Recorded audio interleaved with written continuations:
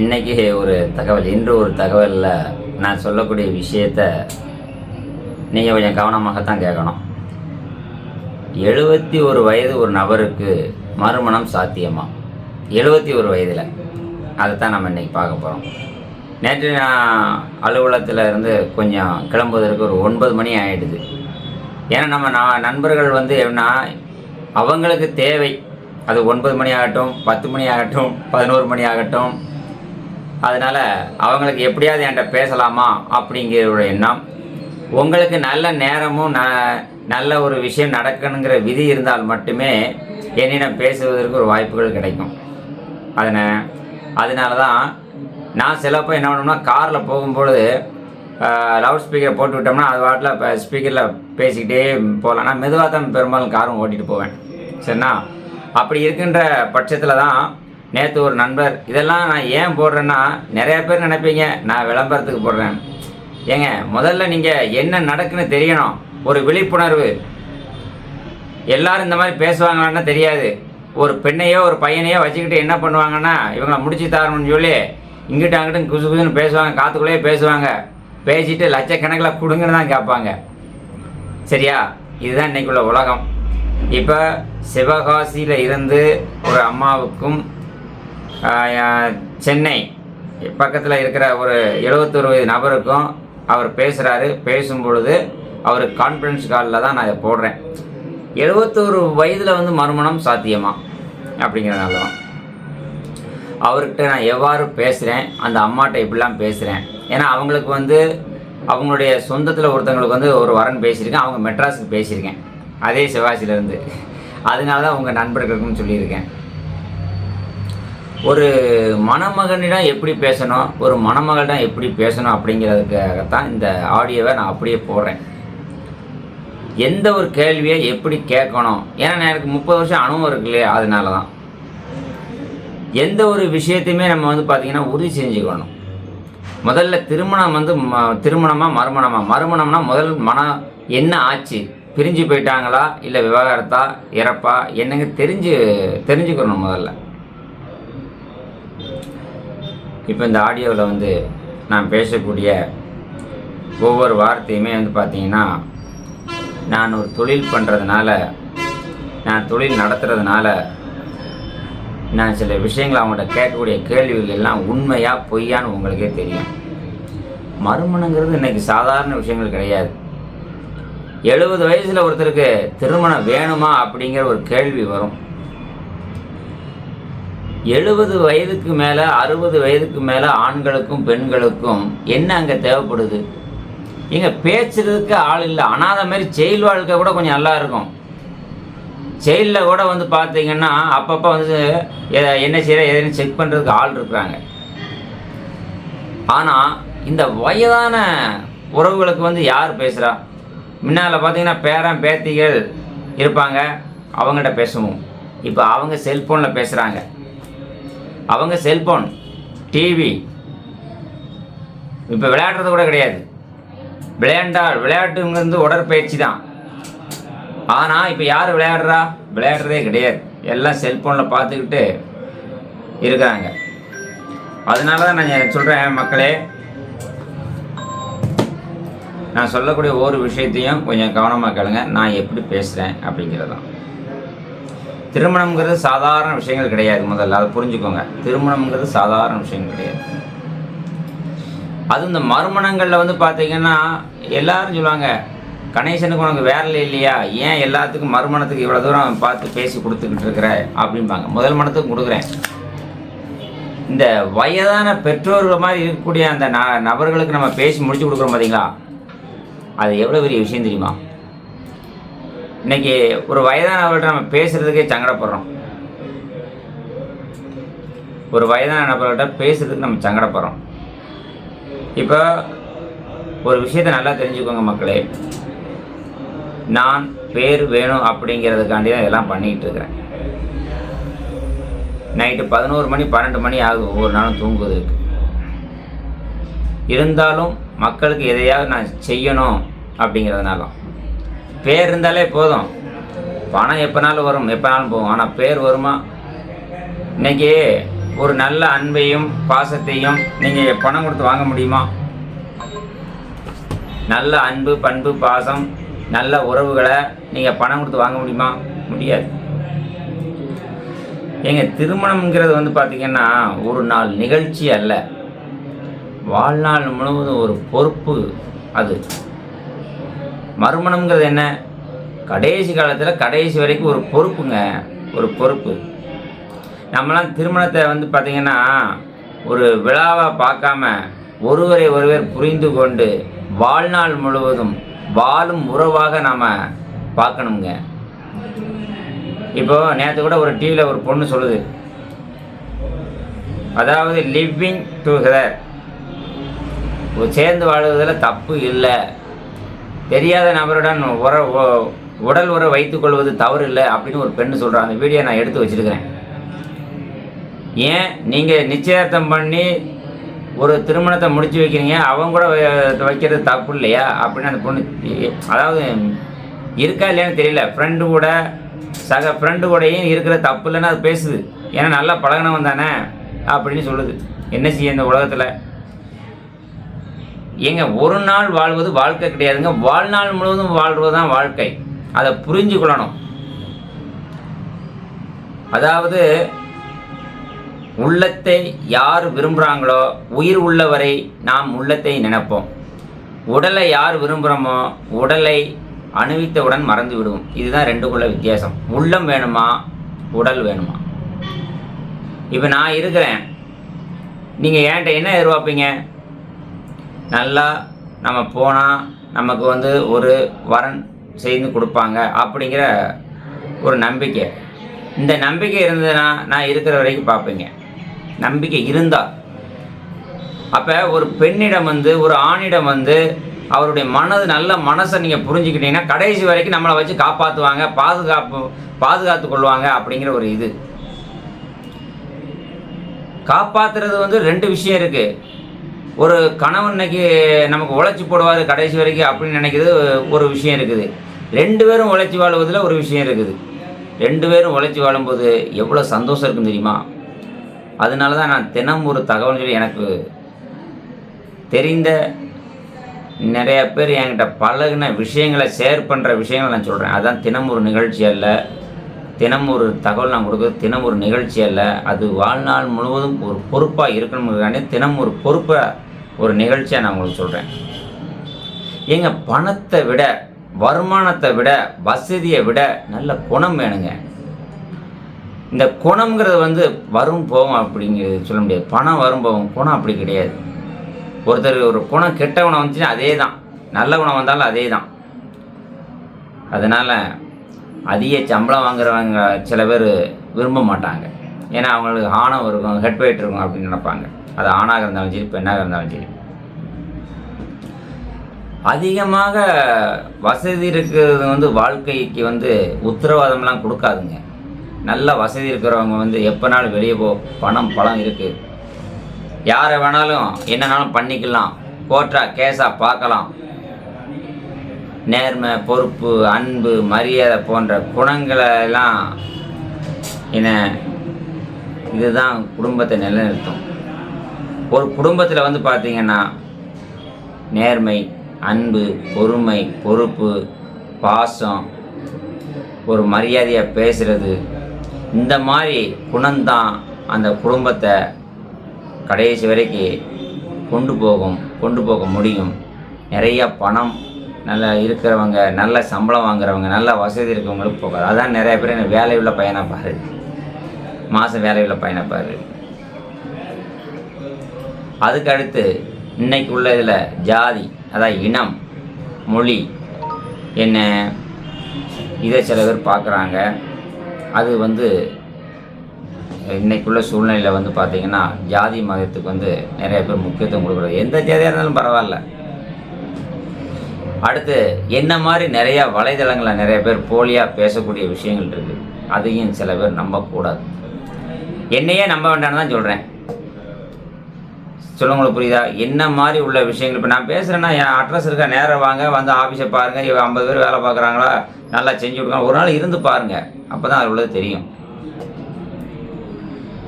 ஒரு மனிதனுக்கு ஜாதியை விட கல்வி படிச்சிருந்தாங்கன்னா அது காப்பாற்றும். அவங்க குடும்ப பின்னணி என்ன பாருங்கள், அவங்களுடைய வாழ்க்கையை பாருங்கள், என்ன அவங்க ஒழுக்கமாக இருக்காங்களா, நல்லா இருக்காங்களா, எல்லாத்தையும் பாருங்கள். ஒருத்தர் நிறைய வசதி இருக்கும், ஏகப்பட்ட மாத்திரைகளை சாப்பிட்டு நோய் நொடியோடு இருப்பாங்க. அவங்கள பார்க்கறதுக்கு ரொம்ப கஷ்டமாக இருக்கும். அதுதான் கர்மா. எங்கள் மருமனா 70 வயசு 60 வயசில் 50 வயசு 40 வயசுக்கு மேலே 75 வயசு வரைக்கும் 80 வயசு வரைக்கும் நல்ல திடகமாக இருக்கிறாங்க, திடம் இல்லாமலும் இருக்கிறாங்க, அவங்க வசதி வாய்ப்புகள் இருக்குது, நல்ல குணமாக இருக்கிறாங்க. அப்படின்னா அவங்களுக்கு ஒரு துணை வேணும், ஒரு ஆறுதல் வேணும். அது ஒரு மரியாதைக்காக ஒரு தண்ணி எடுத்து கொடுக்கறதுக்கு ஒரு ஆள் வேணும். பிள்ளைகள் செய்யாது, ஏன்னா பிள்ளைகள் அவங்க தலைமுறையை பார்க்கறதுக்கு சரியாயிருது. கணவனை இழந்தவங்க, கணவன் மனைவி பிரிந்தவங்க, அதாவது பெற்றோர் இல்லாமல் தனிமையாக இருக்கவங்க, வாழ்க்கை துணி இழந்தவங்க, என்ன நல்ல வாழ்க்கை துணையை திரும்பவும் இந்த சமூகத்தில் இயல்பாக ஏற்றுக்கொள்ள வேண்டும் எல்லோருமே. சில பேரில் எனக்கு அவ்வளோ பணம் இருக்குது, இவ்வளோ பணம் இருக்குது, அந்த மாதிரிலாம் நிறைய பிரச்சனைகள் இருக்குது. இன்றைக்கி பெற்றோர்களும் பிள்ளைகளும் திறந்த மனசோட பேசணும். அது இன்றைக்கி யார் பேசுகிறா? யாரும் பேசுறது கிடையாது. ஒரு திருமண முடிவில் கூட பார்த்தீங்கன்னா 2 பேருடைய விருப்பம் முக்கியம்னு இன்றைக்கி நம்ம நினைக்கிறோம். ஆனால் இதே ஒரு 20 வருஷத்துக்கு முன்னாடி, டேய் ஒரு பொண்ணு பார்த்து வந்துருக்கு, நாளை காலைல வாடா கல்யாணத்துக்கு தாலி கட்டணும் அப்படின்லாம். பொண்ணு அப்போ கூட தாலி கட்டும் போது இப்படி முடிச்சுன்னு பார்ப்பாங்க, அதோட சரியாக பார்த்துருக்க மாட்டாங்க, யாருக்கு தாலி கட்டணும் கூட தெரியாது. அப்படிலாம் ஒரு காலம் இருந்தது. திருமணம் இருவருடைய முக்கிய விருப்பம் இன்னைக்கு 2 பேரும் உடைய முடிவு. இன்னைக்கு 2 பேரும் கலந்து பேசணும். இப்போ நான்லாம் என்ன செய்யணும் தெரியுமா? ஒருத்தர் இப்போ மறுமணத்துக்குலாம் என்ன செய்கிறேன், 2 பேரும் ஒரு வாரம் பேசுங்க, 10 நாள் பேசுங்க. அந்த 10 நாள் பேசும்போதே நல்லது கெட்டது எல்லாமே தெரியும். நம்ம மக்கள் எப்படி உடனே அவட தப்பாக பேசிட வேண்டியது. நிறைய அந்த மாதிரி விஷயங்கள்லாம் இருக்குது.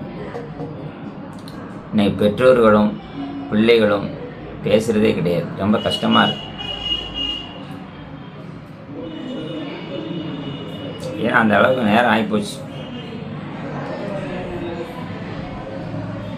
இதெல்லாம் என் மனசில் உள்ள இதை சொல்கிறேன். அதுக்கு அடுத்தபடியாக திருமணத்துக்கு நிறைய பேர் நிறைய தகவல் மையத்தில் போய் நிறைய பணம் கொடுத்து ஏமாந்ததாக சொல்கிறாங்க. ஏன்னா ஒரு திருமணம், இப்போ எங்களை மாதிரி ஒரு திருமண தகவலையும் பதிவு பண்ணியிருக்காங்களா, எத்தனை வருஷமாக நடத்துகிறாங்க அப்படிங்கிறத பாருங்கள். உங்கள்கிட்ட வரன் இல்லைனாலும் நீங்கள் வெளியில் எங்கேயாவது பார்த்து உங்களுக்கு தெரிஞ்சவர்கிட்ட வாங்கி கொடுங்க, முடிச்சு கொடுங்க அப்படிங்கிற சொல்லுங்கள், அவங்க செஞ்சு கொடுப்பாங்க. இதெல்லாம் நிறைய விஷயங்கள் இந்த மாதிரி இருக்குது.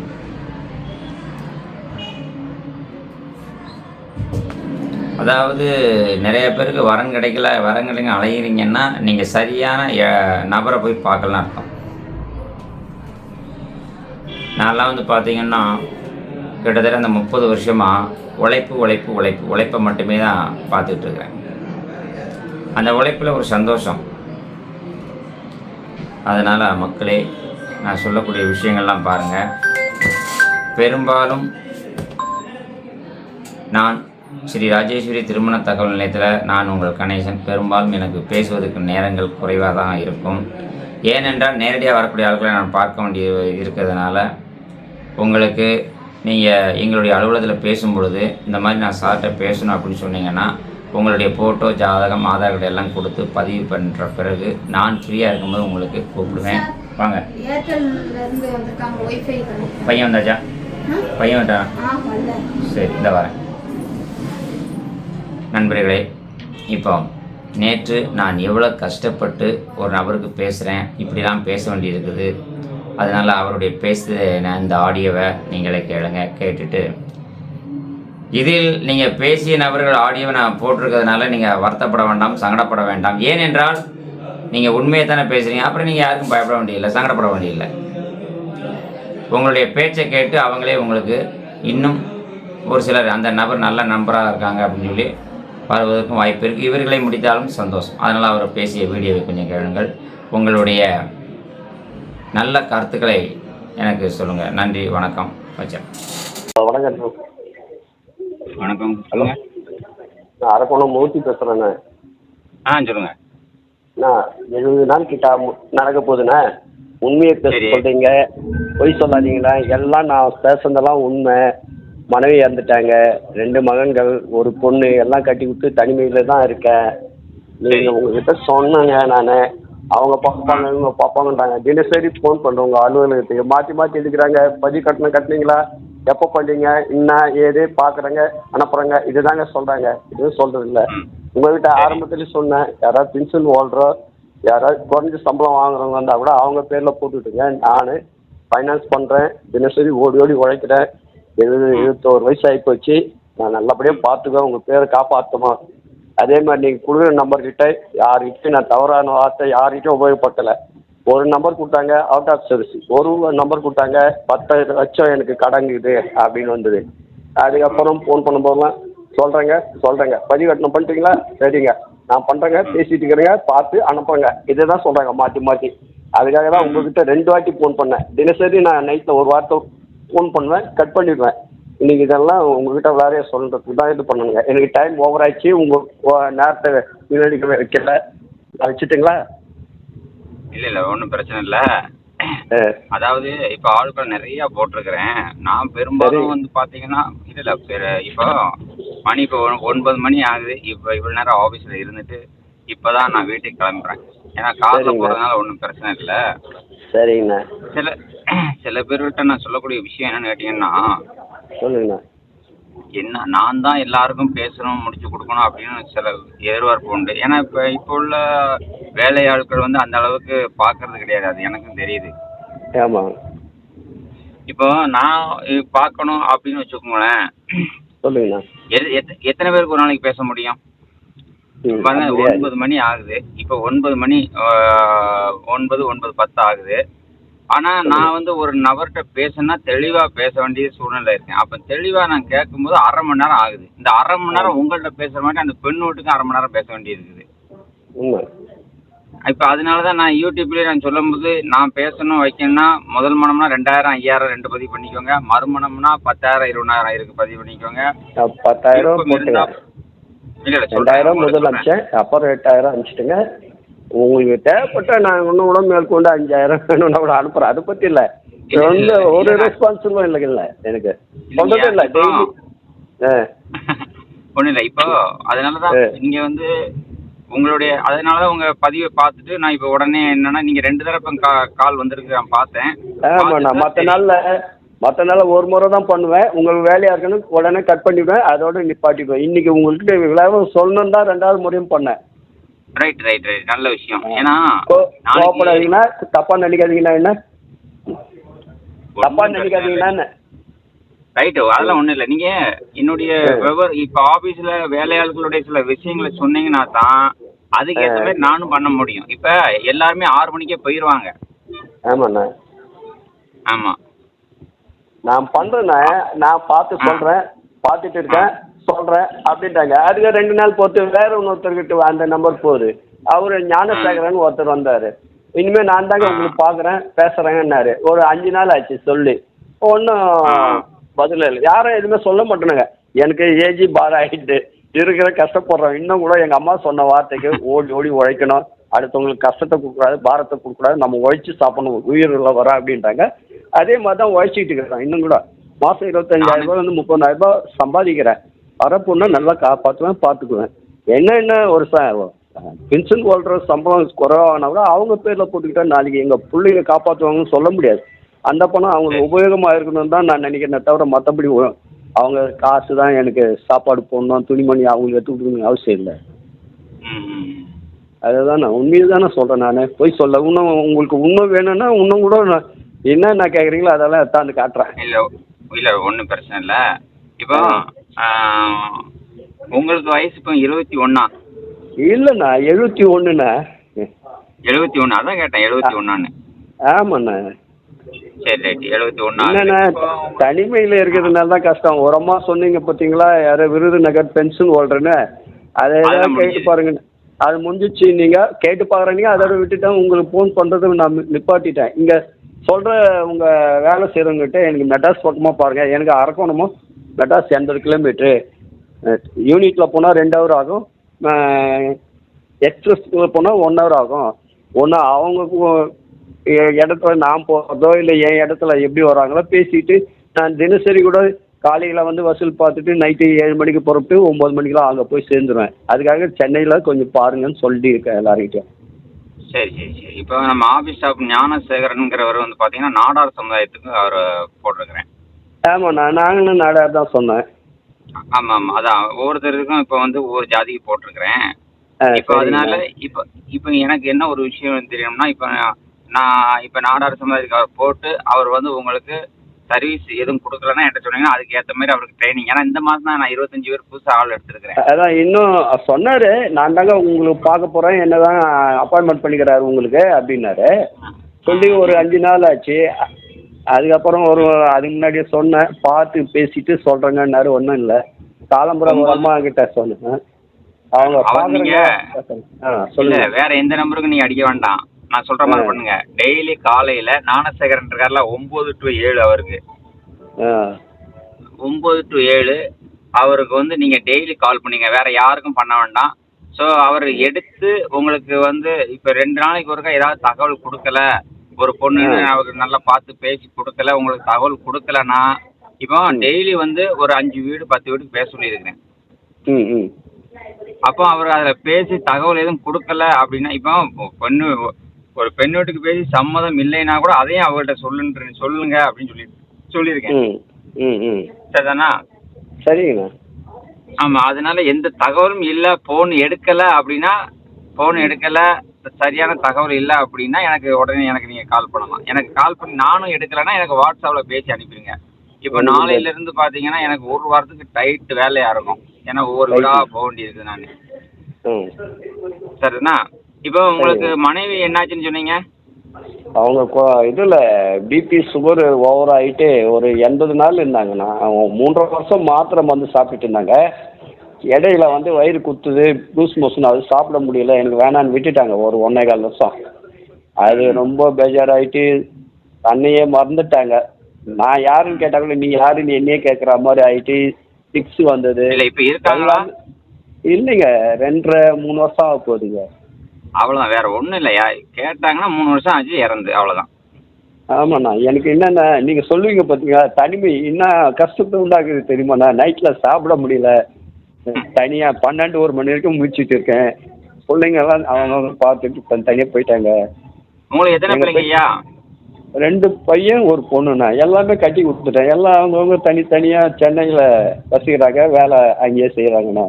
இங்கே நான் அரங்கூரில் வீட்டில் அவங்க எல்லாருமே சென்னையில் இருக்காங்க. ஆமாண்ணா. நீங்கள் இருக்கிறது அரக்கோணம். அங்கே மெட்ராஸுக்கும் அரக்கோணத்துக்கும் 80 கிலோமீட்டர் 85 கிலோமீட்டர். சரி சரி சரி, ரைட், ஓகே.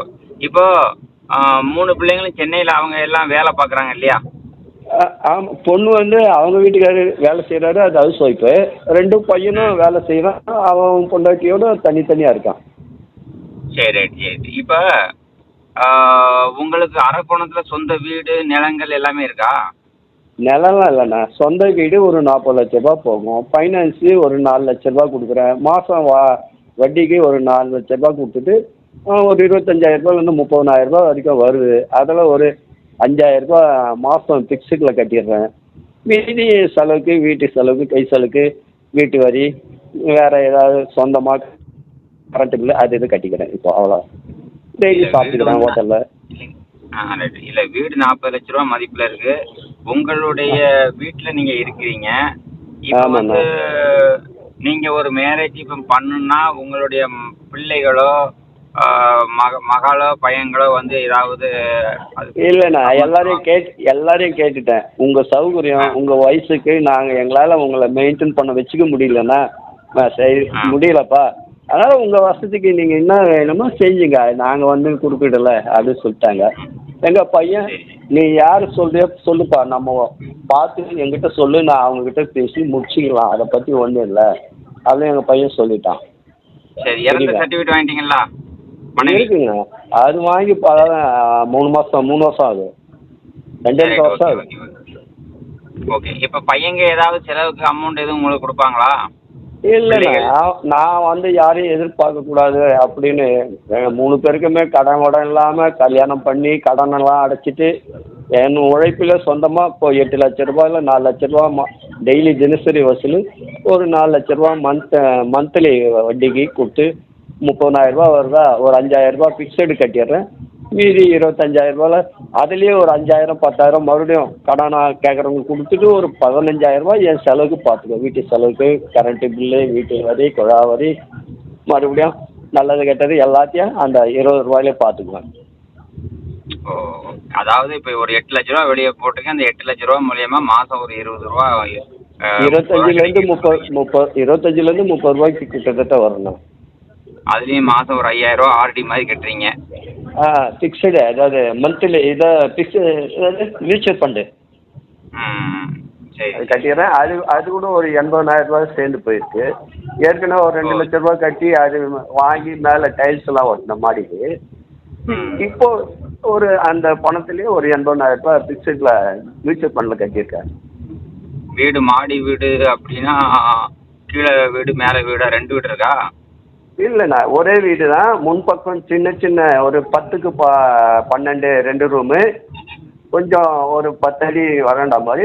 அதுக்கு பின்னாடி தளம் போட்டு 2 குடும்பம், பொண்ணுக்கு பையனுக்கு கட்டினேன். பொண்ணு வந்து அவங்க ஒரு 6 வருஷத்துக்கு முன்னாடியே போயிட்டாங்க மெட்ராஸில் சொந்தமாக வீடு கட்டிட்டு. பையன் பெரியவன் 15 லட்ச ரூபாய் லீஸில் இருக்கிறான் பரங்கிமலையில். சின்னவன் ஒரு 6 லட்ச ரூபாய் கொடுத்துட்டு அவன் லீஸுக்கு இருக்கான் கொரட்டூரில். வேலைக்கு அங்கேயே போக வர அவங்களுக்கு வசதியாக இருக்குது. அதனால் எங்களுக்கு அங்கேயே வசதி இருப்பா. உனக்கு கஷ்டம்னாக்கா உன் சௌகரியமாக என்ன வேணாலும் செஞ்சுக்கப்பா. நான் கஷ்டம் உங்களுக்கு எங்களால் வச்சு படைக்க முடியல, பார்த்துக்க முடியல. எங்கள் பொண்டாட்டிங்க ஒரு மாதிரியா இருந்தாலும் உங்கள் சந்தோஷத்துக்கு நீங்கள் யார் வேணாலும் கட்டிங்க அப்படின்ட்டாங்க. சரி, இப்போ உங்களுக்கு மனைவி இறந்ததுனால பிள்ளைகளும் அங்கே இருக்கிறதுனால நீங்கள் இங்கே ஒரு மாதம் 20-30,000 ரூபா உங்களுக்கு வந்து ஒரு வருமானம் வருது. சாப்பாடு கொடுக்கறதுக்கு, சமைச்சு கொடுக்கறதுக்கு, பேச்சு துணைக்கு ஆள் இல்லை அப்படிங்கிறதுனால நீங்கள் எதிர்பார்க்குறீங்க. அது தவறு கிடையாது. ஆனால் இப்போ வந்து ஆமாம், தவறு கிடையாது. இப்போ வரக்கூடிய மனைவி வந்தாங்கன்னா அந்த வரவு செலவையும் கூட பார்த்துக்கிட்டு இருந்தாங்கன்னா கடைசி காலத்தில் அது அவங்களுக்கும் பிரச்சனை இல்லாமல் வாழ்வதற்கு ஒரு இது இருக்குது. ஆமாண்ணா. சரி, இப்போ உங்களுக்கு வந்து என்ன நான் கேட்குறேன்னா, ஒரு குழந்தையோட இருந்தாலும் ஏற்றுக்கலாமா? என்னண்ணா, ஏன்னா 3 பசங்க இருந்து அவங்க பெரியவங்களாயிட்டா அவன் பொண்டாட்டி பேசிக்கிட்டு போயிட்டான். இப்போ ஒரு குழந்தைன்னு வந்தா அது அவங்களுக்கும் பிரச்சனை, வரவங்களுக்கும் பிரச்சனை. அப்படி இருக்கக்கூடாதுண்ணா. இப்போ குழந்தை அப்படின்னா இப்போ உங்களுக்கு வந்து 70 வயசுனா 40 வயசுலேருந்து 50 வயசு அந்த ரேஞ்சில் தான் நம்ம 55 வயசு பார்க்க போகிறோம். ஒருத்தங்க இருக்கிறாங்க. நான் இன்னொன்று சொல்லட்டுமா? இப்போ இன்னொருத்தங்க ஒரு இடத்துல இருக்கிறாங்க. நீங்க அங்க இருக்கிறதுனால நான் நாளைக்கு அதை நான் கேட்டு சொல்றேன். சிவகாசியில ஒருத்தங்க இருக்கிறாங்க. அவங்களுக்கு ஒரு 55 வயசு இருக்கும், நல்லா ஹெல்த்தியா இருக்கிறாங்க. அவங்களுக்கு வீட்டுக்காரரு தவறிட்டாரு. சொந்த வீடெல்லாம் இருக்கு. அவங்களுக்கே சொந்த வீடு இருக்கு. சரிதானா? சரிங்கண்ணா. அதனால நான் அவங்களுக்கு நாளைக்கு எனக்கு கொஞ்சம் வேலை அதிகம்தான். இருந்தாலும் நீங்கள் அவங்கள பார்க்கணும்னு சொன்னால் நீங்கள் நேரில் புறப்பட்டு வரலாமா? வரலாண்ணா. சரி, இப்போ நாளைக்கு நான் அவங்களுடைய நம்பர் தாரேன். சரிங்கண்ணா. நீங்கள் அவங்கள்ட்ட நீங்கள் பேசுங்க. இல்லை அப்படின்னா நான் இப்போ கான்ஃபரன்ஸ் கால் இப்போ போடட்டுமா? சரிங்கண்ணா. ஒரு நிமிஷம் இருங்க, வண்டியை ஸ்லோ பண்ணிக்கிறேன். அண்ணா நீங்கள் வீட்டுக்கு போங்கண்ணா. ஏன்னா வழியில் எனக்காக நிப்பாட்டுங்க. இல்லை இல்லை இல்லை, நான் ஒரு ஓரமாக நிப்பாட்டிக்கிறேன் காரை. ஏன்னா வீட்டுக்கு போனால் நான் ஃபோன் எடுக்க மாட்டேன். ஏன்னா வீட்டில் பகம் முழுக்க நீங்கள் வேலையை பார்த்துட்டு வரைய இங்கே வந்தும் ஒரு 5 நிமிஷம் ஃப்ரீயாக இல்லையான்னு சொல்லி அங்கே டார்ச்சர் எனக்கு இதுக்கு தான் சொன்னேன். என்னால் உங்களுக்கு பாதிப்பு வரக்கூடாதுண்ணா. இல்லை இல்லை, அதாவதுங்கய்யா ஒரு நிமிஷம் கேளுங்க. அதுதான் சொல்லலாம். என்னை பொறுத்தவரையிலங்கய்யா ஒரு விஷயம் நல்லா தெரிஞ்சுக்கோங்க. சொல்லுங்கண்ணா. நான் எல்லோருக்கும் நல்லது செய்யணும்னு மட்டும்தான் நான் நினைக்கிறேன். அண்ணா இது எனக்கு வந்து நீங்கள் ஒரு 2-3 வீடியோ பார்த்தேன். அதுலேயே தெரிஞ்சுக்கிட்டேன் இவர் உண்மையை பேசுகிறாரு. நம்ம வீட்டில் ஒருத்தராக, நமக்கு மூத்தவராகவோ, நம்ம குடும்பத்தில் ஒருத்தராகவோ ஒவ்வொருத்தரும் நல்லது செய்கிறாரு. பல பேர் பல விதமாக சொல்லலைண்ணா. ஆனால் உங்கள் மனசாட்சி பிரகாரம் நீங்கள் நடக்கிறீங்க பார்த்தியா, அது தெய்வத்துக்கு சமமா நீங்க பேசுறீங்க. இந்த ஒரு நிமிஷம் அப்படியே லைன்ல இருங்க.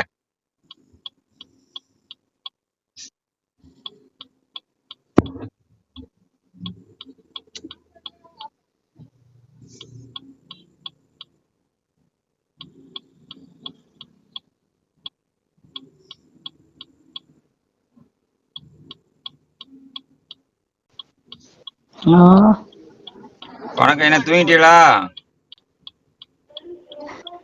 உங்களை பத்தி தான் பேசிட்டு இருந்தோம். என்ன பத்தி தான் பேசுறீங்களா? தூங்கிட்டீங்களான்னு பார்த்தேன். இல்ல இல்ல, உங்களை பத்தி தான் அக்காட்ட அப்பளே பேசணும். அவங்க தூங்கிருப்பாங்க நேரம். சரி சரி சரி சரி சரி. இப்போ பேங்க்ல லைன்ல ஒரு லைன்ல சொல்லுங்க. இன்னொரு மாப்பிள்ள இருக்கிறாரு, பேசிட்டு இருக்கிறாரு. அவர் அரக்கோணம். யாருக்கு? உங்களுக்கு தான். லைன்ல இருக்கிறாரு அவரு. லைன்ல அவர் இருக்கிறாரு. அவரு லைனா? நாங்க கான்பரன்ஸ் கால்ல தான் போட்டிருக்கிறேன். இப்ப அவர் பேசுவாரு. இந்த ஒரு நிமிஷம் ஐயா, லைன்ல இருக்கீங்களா? இருக்கேண்ணா. இந்த ஒரு நிமிஷம் அப்படிங்க. அவங்களுக்கு இவங்க அரக்கோணம், உங்க ஃப்ரெண்டு சென்னைக்கு போயிட்டாங்கன்னா நீங்க அரக்கோணத்துல இருந்து சென்னை பக்கம் தானே, உங்க ஃப்ரெண்ட பாத்துக்கலாம் அடிக்கடி. அப்படியா? இவங்க அரக்கணுமா? அரக்கோணம். ஐயா நீங்க பேசுங்க ஐயா. ஹலோ, சொல்லுங்க சார். வணக்கம்மா, நல்லா இருக்கீங்களா? நல்லா இருக்கு சார். சாப்பிட்டாச்சுங்களாம்மா? சாப்பிட்டாச்சு, அப்பதே சாப்பிட்டாச்சு. ஒண்ணும் இல்ல, அண்ணங்கிட்ட கேட்டேன் நானு. பதிவு பண்ணி ஒரு 70 நாள் ஆகுதுங்க. சரி. அவருக்கு பேசுறதுக்கு வாய்ப்பு இல்லாம அவங்க அலுவலகத்துல வேலை செய்யறவங்க கிட்ட நம்பர் கொடுத்துருக்காங்க. அவங்க கிட்ட நான் கேட்கும் போதெல்லாம் பேசுறேங்க பேசிட்டு இருக்கிறேங்கன்னு மாத்தி மாத்தி சொல்றாங்களே தவிர ஒன்றும் கொடுக்கல. அதனால நானே இன்னைக்கு அவரை டெய்லி ராத்திரி 9லேருந்து 9:30 ஒரு ஃபோன் பண்ணுவேன், எடுக்க மாட்டாரு. இது அவங்க கால் எதுவும் வர்றதில்லைன்னு நானே இன்னைக்கு 2 முறை ஃபோன் பண்ணேன் அண்ணனுக்கு. அவர் பேசிட்டு இது மாதிரிங்க என்னுடைய டீட்டெயில்ஸு, பிரச்சனை, பசங்க எல்லாத்தையும் விசாரிச்சுட்டு சிவகாசியில் ஒரு அம்மா இருக்காங்க, அவங்களுக்கு கனெக்ஷன் கொடுக்குறேன், நீங்கள் கான்ஃபரன்ஸ் கார்டு போட்டு தரேன், பேசுங்கன்னாங்க. அதுதாங்க. அதாவது அவங்களுக்கு 3 பிள்ளைங்கம்மா. சரி. அவர் 3 பிள்ளைங்க, ஒரு பெண்ணு 2 பையன், எல்லாரும் கல்யாணம் ஆகி சென்னையில இருக்கிறாங்க. இவங்க அரக்கோணத்துல இருக்கிறாங்க. சொந்த வீடு இருக்குது. இவர் ஆள் கொஞ்சம் நல்லா இருப்பாராம். அதனால போட்டோ என்கிட்ட ஏற்கனவே இருக்கு. போட்டோ நான் இப்ப வீட்டுக்கு போயிட்டு இருக்கிறேன். சரி, அதனால ஒரு டீசெண்டா நல்லா பேசினாரு.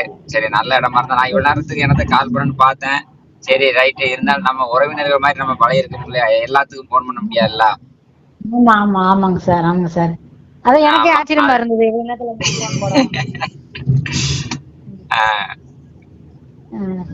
நல்லா பழைய. ஆமா, இன்னைக்கு அங்க ஒரு வரணும்னு நினைச்சேன். திரும்ப எனக்கு இன்னொரு இடத்துக்கு அலைன்ஸ் விஷயமா போயிட்டேன், லேட் ஆயிடுச்சு, வர முடியல.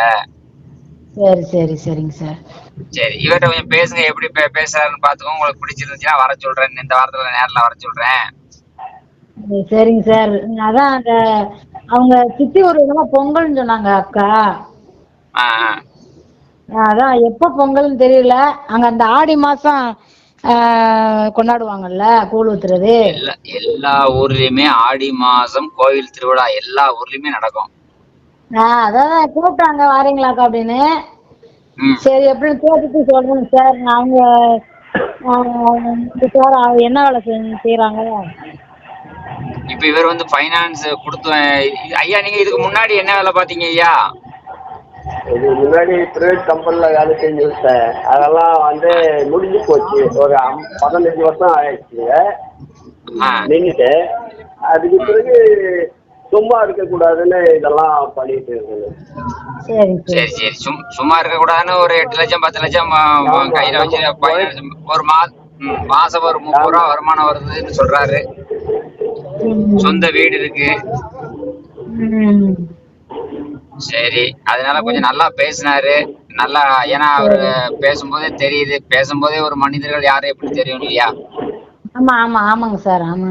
அதனால எனக்கு அவரை கொஞ்சம் திருப்தியா இருந்ததுனால சரி ரைட்டு சரி ஒரு சரி. டீசென்டான, ஆமா அவர் நம்ம டீசென்டான நம்ம இருக்கிறதுனால. அண்ணன் மாதிரி, நம்ம அண்ணா மெட்ராஸ் அண்ணன் மாதிரி நல்லா பேசுறாங்க. ஆமா ஆமா, அதனாலதான். ம். உங்க ஃப்ரெண்டுக்கு சரி மெட்ராஸ் போயிட்டாங்கன்னா நீங்க அங்க பக்கத்துல தானே, சரி அதனால சரிங்க திடீர்னு சார். அதனாலதான் ஞாபகம் வந்துச்சு. சரிங்க சார் சரிங்க சார். ஆமா. சரிங்க சார், நான் சொல்றேன், அக்காட்ட கலந்து பேசிட்டு சொல்றேங்க. சரி, நான் அவரு போட்டோ காலைல ஆபீஸ் வந்துட்டு போட்டோ அனுப்புறேன். சரி. பாருங்க, பேசுங்க, பிடித்திருந்தால் மட்டும் இது பண்ணுங்க, அவ்வளவுதான். ஏன்னா இவருக்கு, ஐயா உங்களுக்கு வேற தண்ணி நீர் அடிப்பீடா, வேற எதுவும் பழக்கங்கள் இருக்குதா, என்ன நான் நிலவரங்கள்? எந்த எந்த கெட்ட பழக்கமும் இல்லைண்ணா. எனக்கு எங்கள் அம்மா வளர்த்தவங்க. நான் என்ன சின்ன வயசுல எங்கள் அப்பா ஒரு வயசுல தவறிட்டாங்கண்ணே. அதனால எங்கள் அம்மா வந்து என்னை கட்டுப்பாடோட நல்லா வளர்த்தாங்க. அதனால தான் இந்த 71 வயசுலயும் உழைக்கிறேன். இன்னமும் அவங்க சொன்னபடி தான் நடக்கிறேன். பெத்தவனுக்கு தோட்டது, பசித்தவனுக்கு சோத்த போடு, அப்படிலாம் பல உதாரணம் சொல்லி வளர்த்தாங்க. அதனால கண்ட்ரோலா உடம்ப வச்சு நல்லபடியா இப்ப சார் வந்து தனியா தான் இருக்காங்களா? ஆமாங்கம்மா. ஆமா. ஆமா, தனியா தான் மாட்டேன். சரிங்க சார். உங்களுக்கு உங்க அப்பா பேர் அம்மா என்ன? இருக்காங்களே? அப்பா அப்பா அம்மாலாம் இல்லைங்க. யாரும் அக்கா தங்கச்சி அண்ணன் தம்பி யாரும் இல்லைங்க. எங்க வீட்டுக்கு நான் தாங்க தற்போது பெரிய ஆளு. எல்லாமே நான் தாங்க. சரிங்க சார் சரி, சரிங்க இப்ப சார். வீடு உங்களுக்கு வீடு சொந்த வீடா இருக்கு. இப்ப அந்த வீட்டுல வந்து இப்ப நீங்க ஒரு மேரேஜ் பண்ணி இருக்கும்போது பையங்க பொண்ணுகள் என்ன ஏதுன்னு கேட்க மாட்டாங்களா? யாரும் கேட்க மாட்டாங்க. வீடு எங்க மனைவி பேர்ல, என் பேர்ல இங்க அவங்க தவறிட்டாங்க. இப்ப என் பேர்ல தான் இருக்கு. நான் தான் எல்லாருக்கும் பங்கிட்டு எழுதி கொடுக்கணும். சரி அப்படி சரி சரி வரும்போது என்ன நம்பி வரவங்களுக்கு அவங்களுக்கு என் பங்கு அவங்களுக்கு தான் சேரும். சரி சரி சரி சரி. ஆனா இப்ப அது உங்க இருக்கு. 3 4 பிள்ளைங்களுமே 10 நல்ல லட்சம் வரும். என்னங்க? 3 பிள்ளைங்களுமே நல்லா இருக்காங்க என்ன? நல்லா இருக்காங்கய்யா. எல்லாம் கை கால் மூணு இது இல்லாம எல்லாம் ஆரோக்கியமா நல்லபடியா வாழ்ந்துட்டு இருக்காங்க. நானும் நல்லபடியா இருக்கேன், நோய் நொடி இல்லாம. இவங்களும் நல்லா ஆரோக்கியமா ஹெல்த்தா நல்லா இளமையா இருக்க மாதிரி இருப்பாங்க. அடுத்து வந்து இவங்களுக்கு எந்த பிரச்சனையும் கிடையாது. இவங்களுக்கும் சொந்த வீடு வீடு எல்லாமே இருக்கு, குழந்தைகள் கிடையாது. சரிங்க. நல்லா, ஆமா, என் குடும்பத்துல ஒரு நபர் மாதிரியே நான் யார்கிட்ட பேசினாலும் பழகினாலும் நல்லவங்களா இருந்தா மட்டும்தான் சரின்னு சொல்லுவேன். சரிங்கண்ணா. சரிதானா? ஒரு மாதிரியான ஆட்கள் இருந்தா போனே எடுக்க மாட்டேன், பேசவும் மாட்டேன். சரிங்கண்ணா. இல்ல, சரி, அவங்க ரைட்டு. விருப்பப்பட்டால் எது ஒன்றும் பேசலாம், செய்யலாம். என்ன கேட்டாலும் அதுக்கு உண்டான பதில் சொல்றேன். அவங்க பிடிச்சிருந்தாக்கா சரின்னு சொல்லட்டும். இல்லைன்னா அவங்க விருப்பப்படி அதெல்லாம் நமக்கு அவங்கவுங்களுக்கு ஒரு எண்ணங்கள் மனசுல இருக்கும் இல்லைங்களா? அதுக்கு நம்ம மதிப்பு கொடுக்கணும். அதனால அவங்க விருப்பப்படி எது என்ன கேட்குறாங்களோ கேட்கட்டும், சொல்றேன். இவங்க வீட்டுக்காரர் போட்டோ அன்னைக்கு போய் பார்த்தேன், ரொம்ப அருமையா இருந்தாரு வீட்டுக்காரர். நல்ல டீசென்டான பார்ட்டி, நல்ல டைப்பு. ஹார்ட் அட்டாக்ல இறந்துட்டாரு. ம் ம். உங்க வீட்டுலயும் வீட்டம்மா இறந்து போயிட்டாங்க. அதனாலதான். ஏன்னா இன்னைக்கு நிறைய ஆண்கள் வந்து பொய் சொல்றாங்க, பெண்கள் நிறைய வீட்டுல பொய் சொல்றாங்க. எனக்கு ரொம்ப கஷ்டமா இருக்கு. அதனாலதான் தெளிவா தெரிஞ்சுக்கிட்டு தவறுண்ணே. நான் பண்றது. ஏன்னா வாழ்க்கை ஆண்டவர் கொடுத்தது கொஞ்ச நாள். அதை உண்மையாகவும் நேர்மையாகவும் பொய் சொல்லாம மற்றவங்களுக்கு உபயோகமா வாழணும். நமக்காக வாழணும், மற்றவங்களுக்காக வாழணும் மனிதன். அதுதான் எனக்கு பிடிக்கும். பொய் சொல்ல வேண்டிய அவசியம் நமக்கு என்னன்னாச்சு. இதேதான் நாங்களும் பின்பற்றோம். அவ்வளவுதான். ஆமா, இதேதான் கணேசன் சார்கிட்ட கேளுங்க. நாங்கள் இதேதான் சார் நேரா பார்த்து பேசியிருக்கோம் 2-3 வாட்டி. அவங்க கிட்ட இதேதான் நாங்க சொல்லுவோம். மனுஷன் என்னமா இருக்கு. வாழும் காலம் கொஞ்சமா இருந்தாலும் வாழும்போது நல்லது நினைச்சு நல்லது செஞ்சுட்டு போகணுங்க. ஒருத்தர் ஒற்றுமையாவும் சந்தோஷமா வாழ கத்துக்கணும். அவ்வளவுதான். ஆமாங்க சார். சரிங்க சார். உங்க பேர் என்ன பேர் சார்? என் பேரு மூர்த்திங்க. மூர்த்தியா? அப்பா பேர் என் பேரு மூர்த்தி. அப்பா பேர் சுப்பிரமணி. சரி சரி சரி. 2 பையனுங்க, ஒரு பொண்ணு. 3 பேருக்கும் கட்டி கொடுத்துட்டேன். 3 பேரும் தனித்தனியா சென்னையில அவங்க நல்லபடியா வசிக்கிறாங்க. சரி சரி சரி சரி சரி. சரிங்க. சரிங்க சார். சரிங்க சார், நான் சார்கிட்ட காலையில பேசுறேன். சரிங்கம்மா. அண்ணங்கிட்ட நம்பர் இருக்கு, அவர்கிட்ட கேட்டு வாங்கிட்டு. சரிங்க சார். போட்டோ அனுப்பிடுங்க. நான் போட்டோ வாங்கி அனுப்புறேன். இவ்வளவு நேரம் பேசுறேன்னு எதுவும் நினைச்சுக்கிறாதீங்க. இல்ல சார் இல்ல சார் இல்ல சார். சரி சரி இப்பதான் சரி. சாமி கும்பிட்டு சரி இனிமேல் படுப்போம் அப்படின்னு நான் கிளம்பிட்டு இருந்தேன். சரி சரி. நானு இன்னைக்கு ஆபீஸ்ல கொஞ்சம் வேலை முடிச்சுட்டு இப்பதான் கிளம்புறேன்.